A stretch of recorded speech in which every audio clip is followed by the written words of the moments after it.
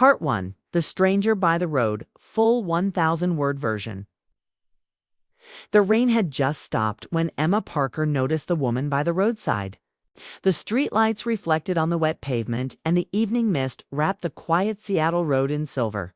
She was sitting inside the car with her husband David, on their way home from dinner. It was supposed to be a calm night, but when Emma saw the figure standing alone near a broken car, she couldn't look away.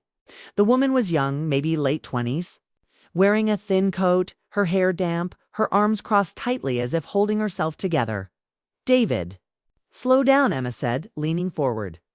David glanced out the window. "It's late. Maybe she's waiting for someone?" Emma shook her head. "Look at her. She's freezing. Pull over, please." David sighed but obeyed. The car rolled to a stop beside the broken-down sedan. Emma rolled down her window. "Are you okay?" she called out. The woman turned, startled. Her eyes were tired, her face pale under the yellow light. "My car died," she said. "I was going to see my mom at the hospital. The tow truck's taking forever." Emma's heart softened instantly. She knew that toned the quiet panic under a brave face. "We can give you a ride," she offered. "It's no trouble." David hesitated for a second, but then unlocked the doors. The woman climbed into the back seat carefully, murmuring a shy thank you. The smell of rain filled the car again. Emma glanced at her through the mirror. She looked exhausted but relieved. "I'm Clara," she said softly. "I'm Emma. This is my husband, David." Clara gave a weak smile. "Thank you both. I didn't think anyone would stop." The drive was quiet except for the hum of tires on wet asphalt. David kept his eyes on the road while Emma asked small questions to fill the silence. Clara worked part-time at a bookstore downtown. Her mother had been in the hospital for weeks, and she'd been visiting every evening after work. Her car broke down earlier that afternoon, and she'd been stranded for hours. Emma listened carefully. Something about Clara's voice, gentle, tired, sincere, tugged at her. She could see a version of her younger self in that voice. Back when she'd first moved to the city, alone and scared, when they reached Clara's apartment building, she turned back to them. "I don't even know how to thank you. You really didn't have to stop." Emma smiled. "I'm glad we did." David nodded. "Just be careful out here. It's a quiet road at night." Clara smiled again, then hurried inside. As soon as she disappeared, Emma leaned back, exhaling softly. "She seems sweet." She said. David only hummed, focusing on the road again. The rain started to fall lightly, tapping against the windshield. For a while, they didn't speak. Emma watched the droplets blur the lights outside. She didn't know why, but the quiet between them felt heavier than usual, at home. She went straight to the mirror in their bedroom, brushing out her damp hair. David changed into a t-shirt and sat on the edge of the bed, scrolling on his phone. Their home was peaceful, but there was something distant in the air. Something that had slowly crept in over the years without either of them noticing. "She looked so lost, didn't she?" Emma said suddenly, breaking the silence. David nodded, not looking up. "Yeah, she did."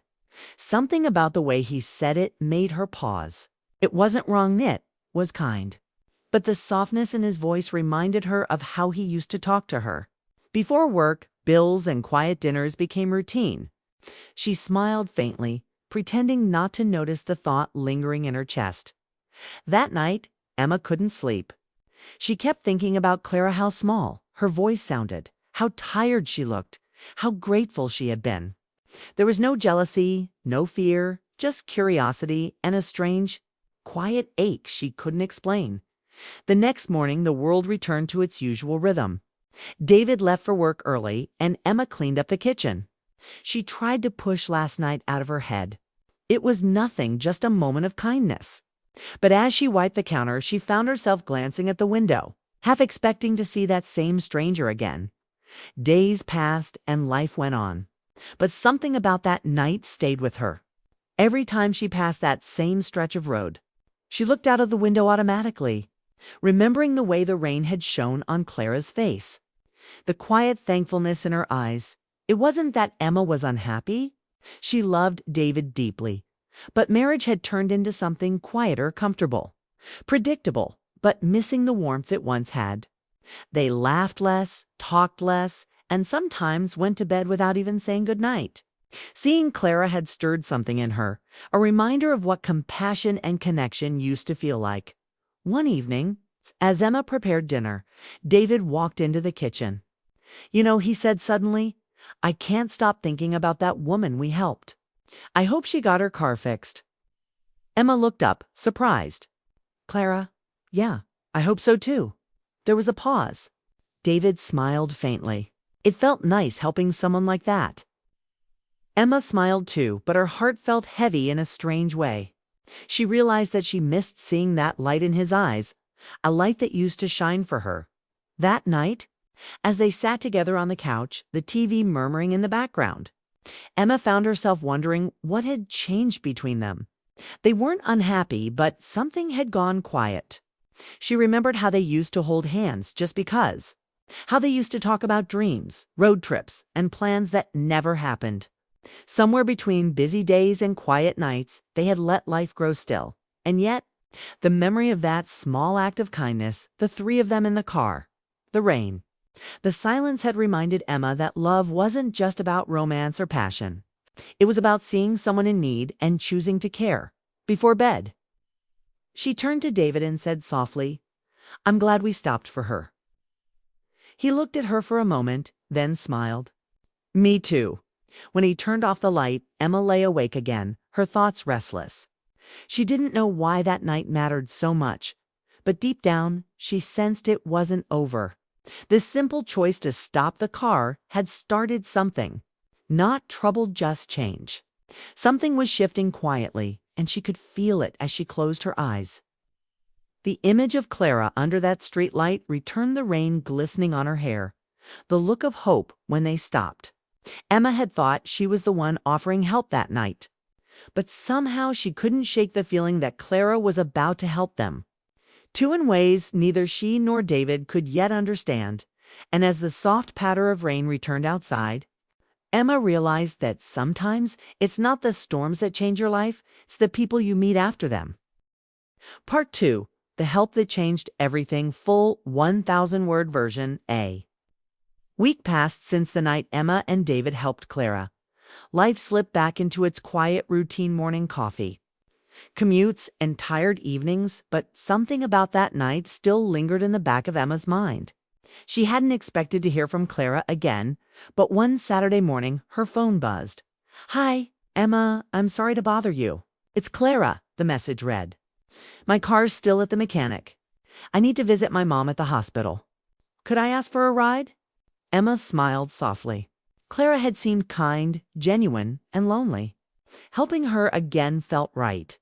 She was about to reply when David, still in his work shirt, walked into the kitchen. "What's that?" he asked, pouring coffee. "It's Clara. She needs a ride to the hospital. Her car's still not fixed." David took a sip, thinking for a second. "You've got that meeting this morning, right?" "Yeah," Emma said. "I'll go after lunch, though." "Maybe she can wait." He shook his head. "I can take her. The hospital's not far from my office anyway." Emma hesitated. "You sure?" "Yeah," he said easily. "It's just a ride." She smiled. "That's nice of you." An hour later, David left, and for some reason, Emma stood by the window, watching his car drive away. She wasn't worried, she trusted him, but something about it felt strange. Maybe it was just that she hadn't seen David go out of his way for someone in a long time. The day went by slowly. When he came home that evening, he looked tired but lighter, like something inside him had softened. "How was it?" Emma asked as he took off his shoes. "Good," he said, smiling faintly. "Clara's mom's doing a little better. She's been through a lot," Emma nodded, pretending to focus on dinner. But she noticed the small change in himtha, warmth in his voice. The way his eyes softened when he talked about Clara's strength. It wasn't romantic. It was something deeper. Compassion. A kind of connection that had been missing in him for years. Over the next few days, they both found themselves helping Clara in small ways. Emma dropped off groceries once. David fixed a loose cabinet door in her apartment. It all felt natural, like helping a friend. Clara was always polite, never asking for more than she needed, always grateful.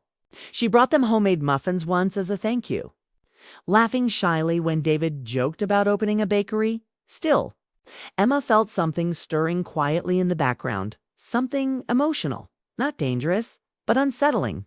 She began noticing how often David mentioned Clara's name, not out of interest, but concern. She said the doctors might move her mom to a rehab center. She got her car back finally. Simple things. Harmless things, but they echoed in Emma's mind longer than they should have. One Friday evening, Clara invited them both over for dinner to thank them properly. Her apartment was small but cozy, filled with plants and the smell of homemade soup. Emma watched as David helped Clara fix a loose window latch while she set the table. Their laughter mixed easily natural light. It made Emma smile, but also ache a little. She couldn't remember the last time she and David had laughed like that without effort. When they sat down to eat, Clara spoke about her mom's recovery, how hard the last few months had been. "I don't know what I would have done without you too," she said quietly. "You showed up when I really needed someone." Emma reached across the table and squeezed her hand. "You don't have to thank us, Clara. We're just glad to help." David nodded in agreement, his expression warm. "You've got strength, Clara.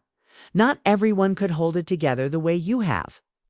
Emma caught the look on his face, a mix of admiration and empathy, and felt a small pang in her chest. Not jealousy exactly, but recognition. He used to look at her that way when she was struggling through something hard. Maybe helping Clara had reminded him of who he used to be, the man who cared deeply, not just lived quietly. The weeks rolled on, and Clara became part of their lives in small, meaningful ways. Sometimes she'd drop by with flowers from the market or text Emma for advice about work. Other times, David would swing by the hospital on his way home, saying he wanted to check if she needed anything. Emma didn't question it. She told herself it was kindness, pure and simple, and it was. But it also stirred emotions that had been buried under years of routine. One rainy afternoon, Emma came home early from work and found David and Clara sitting on the porch talking over coffee. They were laughing about something smaller memory from the hospital cafeteria. When David saw her, he smiled and waved her over. "Clara was just telling me about her first job," he said. Emma joined them, smiling politely. The air was cool, filled with the scent of wet wood and rain. Clara's eyes were softer now, not full of fear like that first night they'd met. Emma could tell she was healing, slowly finding her strength again. As they talked, Emma realized something unexpected. Watching them didn't hurt, it made her feel grateful. Somehow, helping Clara had reminded her of the kind of person she wanted to be. Generous, open-hearted, kind. Somewhere along the way, life had made her cautious, quieter, less giving. But this helping someone simply because it was right had brought warmth back into her home. Later that night, after Clara left, Emma found David sitting in the kitchen, deep in thought. She poured them both tea and sat beside him. "You care about her, don't you?" she asked gently. He looked up, startled. "I do, yeah, but not the way you're thinking." "I know," she said softly. "It's okay. I care about her too." David's shoulders relaxed. "She just reminds me what it means to show up for someone. I forgot how good that feels." Emma smiled faintly. "Me too." There was a quiet pause before he reached across the table and took her hand. "We make a good team, you know?" She squeezed his hand back. "We always have." That night, as Emma got ready for bed, she looked at herself in the mirror. Her reflection felt different, more alive. It wasn't jealousy she had felt all this time. It was a reminder. Life had made her careful, but kindness had made her feel again as she turned off the lights. She realized something simple but profound. Sometimes helping someone else isn't about saving them. It's about saving a part of yourself that you forgot existed. And though she didn't know what the future held for Clara or her mother, Emma knew one thing. Their decision to stop that night had changed everything. Not because of what they gave, but because of what they found again in the act of giving that night. As the rain began to fall outside once more, Emma leaned closer to David and whispered, "I think we did the right thing." "Okay." He smiled softly. "Yeah, we did." And for the first time in a long time, Emma felt something she hadn't felt in years: peace, quiet and full. Like the kind that comes when kindness finds its way back home. Part 3. What I Saw in Their Eyes, full 1,000-word version. The morning air felt heavy when Emma opened her phone and saw Clara's message. "My mom passed away last night." Her heart sank. Even though she'd only known Clara for a short time, the news hit her deeply. She could almost hear Clara's quiet voice trembling between every word. Emma read the message twice, then showed it to David. He exhaled, rubbing his forehead. "She must be heartbroken." Emma nodded. "She doesn't have many people around her. We should go." Later that day, they attended this small funeral service at a quiet chapel on the outskirts of the city. The sky was pale gray, and the air smelled of wet grass and lilies. Clara stood alone at the front, dressed in black, her face calm but her eyes empty. When she saw them, she walked over and hugged Emma tightly. "You didn't have to come," Clara whispered. Emma held her gently. "We wanted to." David placed a reassuring hand on Clara's shoulder. "You're not alone, Clara." Throughout the ceremony, Emma kept glancing between the two of them. There was nothing inappropriate in David's behavior, only genuine compassion. But still, she noticed the quiet understanding between them. The kind that forms when people share something painful and human. For a moment, Emma felt something shift inside her. She wasn't jealous. She was realizing how long it had been since she and David had looked at each other with that same kind of openness. After the funeral, they brought Clara home. She didn't speak much. Emma made her tea while David fixed a loose light bulb in her hallway. When he returned, Clara was sitting silently on the couch, staring at her hands. Emma sat beside her. "You've been strong for a long time," Emma said softly. "It's okay to rest now." Tears welled in Clara's eyes. "I just don't know what to do next. Everything feels quiet." David spoke gently from across the room.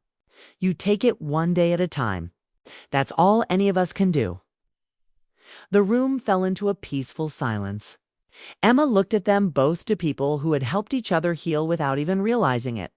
Clara had reminded David of the kind of man he used to be: caring, patient, and kind. And through Clara, Emma had rediscovered the version of herself who still believed in kindness without condition. They stayed for an hour, then left as the sun began to set. The sky was streaked with orange and blue, and the city lights were starting to glow. On the drive home, Emma rested her hand on David's arm. "She'll be okay," she said quietly. "Yeah," he murmured. "She's stronger than she knows." When they got home, Emma went to the kitchen to make dinner. She cooked without speaking, thinking about the past few months. What had started as a small act of kindness had somehow reshaped her marriage. She could feel it. The distance that once sat between her and David was fading, replaced by something quieter but stronger. But when David joined her, she smiled and said, "You were good with her today." He looked surprised. "I just wanted to help." "I know," she said. "That's what I love about you." He smiled faintly, a little embarrassed. "You still love that about me?" Emma nodded. "I always did. I just forgot to say it." They stood there for a moment, the kitchen warm and quiet. For the first time in years, Emma felt the space between them fill not with words, but with understanding. That night after dinner, Clara texted again. "Thank you both for being there. I don't know what I'd do without you." Emma read it aloud. David smiled. "She'll find her way." "Yes," Emma agreed. "And so will we." The following weekend, Clara visited them with a small box of homemade cookies. Her eyes still carried traces of sadness, but she smiled more easily now. They sat in the living room talking about small things: work, books, the weather. There was no tension, no awkwardness, only warmth.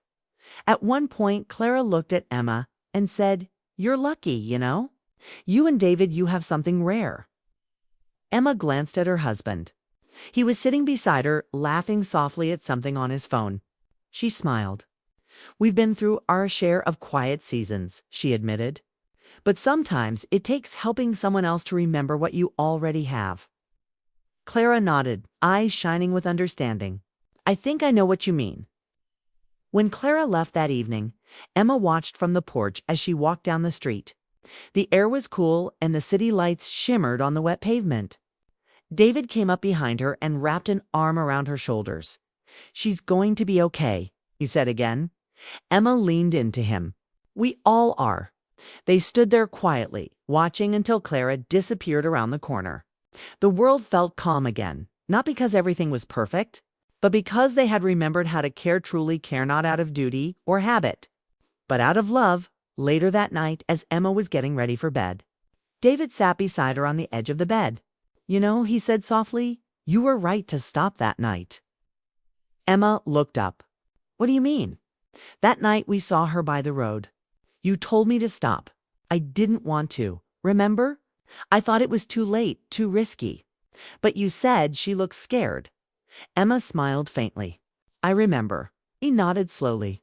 "If we hadn't stopped, I don't think we'd be here like this." Emma tilted her head. "Closer, you mean?" He nodded again. "Yeah, closer." For a moment, they just sat there, the room quiet except for the faint sound of rain against the window. Emma reached out and took his hand. "Sometimes life brings people into our path for a reason," she said. "Maybe Clara needed us, but maybe we needed her too." David smiled, squeezing her hand gently. "Maybe so." They turned off the lights, the rain continuing its soft rhythm outside. Emma lay awake for a while, thinking about everything that had happened. She realized how fragile love could be, not broken by big fights or betrayals, but by small silences that go on too long. Clara had reminded them how to see each other again, how to speak without words, how to care with action instead of habit, as she drifted toward sleep. She thought back to that first night, the flicker of a streetlight, the woman shivering in the rain, the hesitation before they stopped. She realized that moment had changed not just Clara's life, but theirs in helping someone find her strength. They had rediscovered their own. The next morning, sunlight filled the kitchen. David was already there, making breakfast. He looked up when she walked in and smiled. That same warm smile she remembered from years ago. "Morning," he said. "Morning," she replied softly. She walked over and kissed him on the cheek, something she hadn't done in a long time. He looked surprised but happy, and as they sat down to eat, Emma felt something simple and pure settle in her heart piece. The road that began with a stranger had led them back home to kindness, to love, and to each other. And though she would never forget the night she convinced her husband to help that lost woman, what stayed with her most was what she saw afterward. Not jealousy, not regret, but love rediscovered in the reflection of another's pain. Sometimes, helping one person can remind you of everything you almost forgot to feel.